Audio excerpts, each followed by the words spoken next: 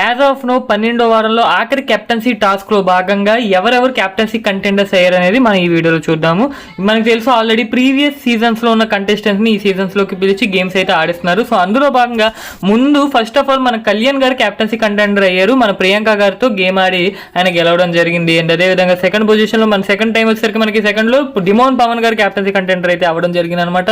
So demon Pawan గారు వచ్చేసరికి మనకి మన మానస్ గారితో గేమ్ ఆడి విన్ అవ్వడం జరిగింది. అండ్ ఇప్పుడు మూడో వ్యక్తి ఇమాన్యుయల్ గారు అయితే కొత్తగా వచ్చి జాయిన్ అయ్యారు అనమాట. ఈ రేస్ లో సరికి కెప్టెన్సీ కంటెండర్ ఇమాన్యుయల్ గారు అయ్యారు. సో ఈయన వచ్చేసరికి యావర్ గారితో గేమ్ అయితే ఆడారు అనమాట. సంథింగ్ ఏదో ఒక పజిల్ టైప్ ఆఫ్ గేమ్ అయితే ఆడడం జరిగింది. సో ఈ గేమ్ లో వచ్చేసరికి ఇమాన్యుయల్ గారు విజేత అవడంతో మొత్తంగా కెప్టెన్సీ కంటెండర్ రేస్ లో 12వ వారంలో భాగంగా ముగ్గురు అయితే కన్ఫర్మ్ అయ్యారు. కళ్యాణ్ గారు, డిమోన్ పవన్ గారు, ఇమాన్యుయల్ గారు.